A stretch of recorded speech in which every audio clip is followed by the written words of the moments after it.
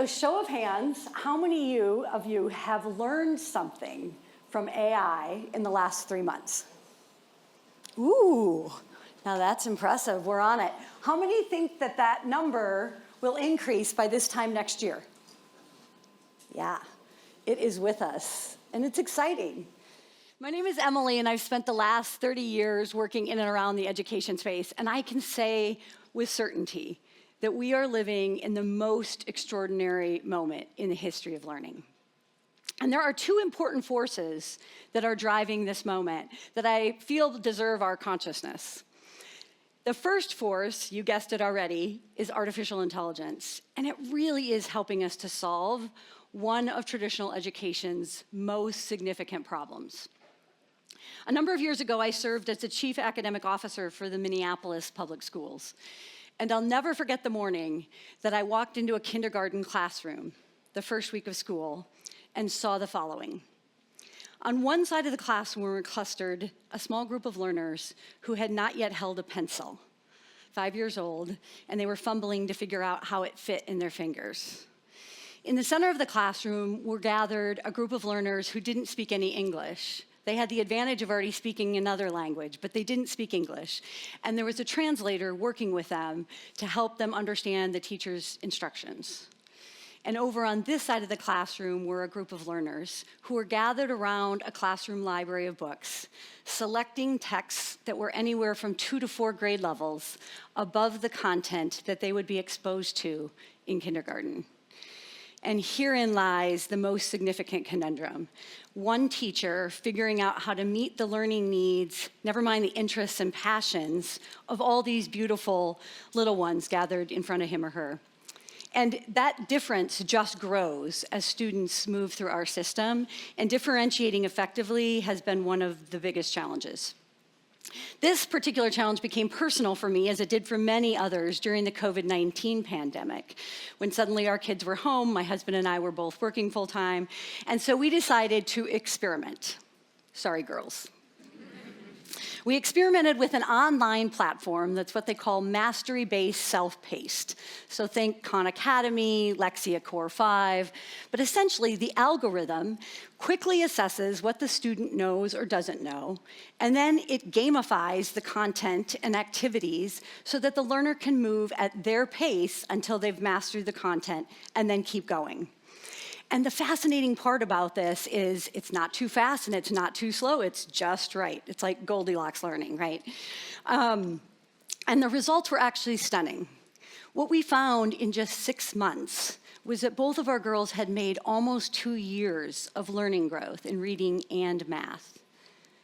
And these tools have just proliferated since COVID. In the last several years, we're now starting to see all different types of AI emerging that allow us to accelerate learning for kids and for adults as well. And so these platforms, ChatGPT, Tutor AI, they're all becoming ways to really personalize and individualize learning, not replace the teacher, but allow the teacher to walk alongside the learning in a different kind of way. And we're creating access in different parts of the world and in communities that maybe don't have teacher ratios at a level that we wish that we could provide. A recent study that just came out from the World Bank in Nigeria conducted an experiment for just 6 weeks after school high school students, tutored on ChatGPT, 2 years of learning growth in just 6 weeks. It's really extraordinary. Now, the AI is not perfect. That's a separate talk. But it is revolutionizing learning. And it's a really exciting time to be working alongside it.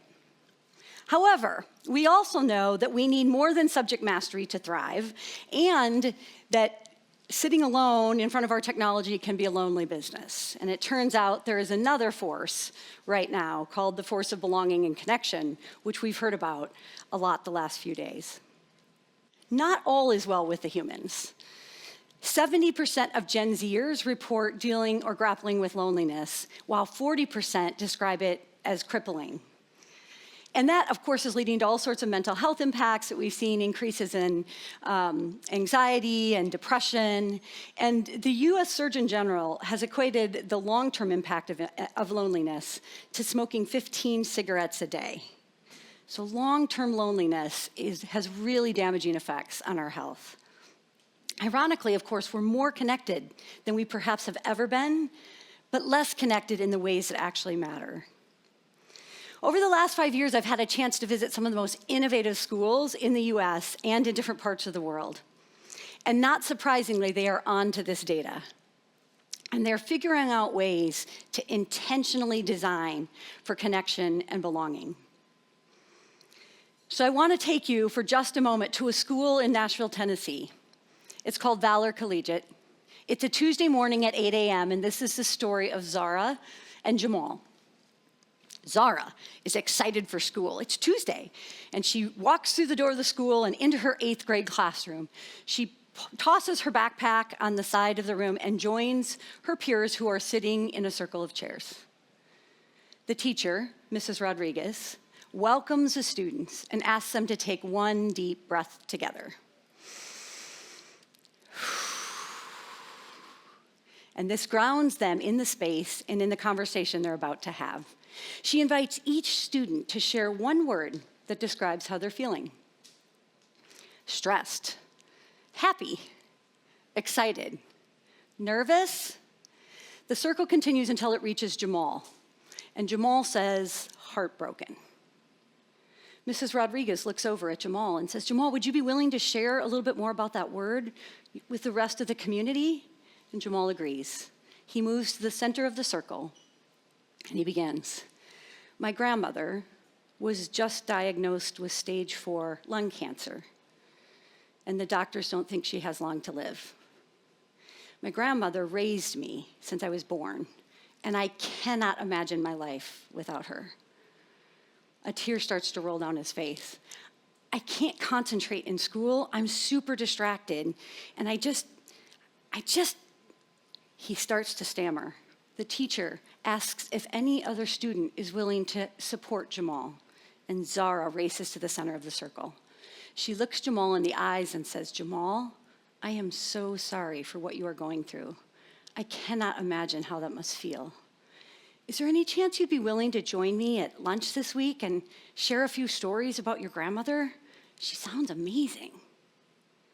Jamal's face visibly shifts. There's a brightness in his eyes. And he says, thank you, yes. Now, this ritual is just one small part of a larger ritual that takes place every week at Valor Collegiate. But the interesting thing is it's not just the students that practice it, the faculty practice it as well.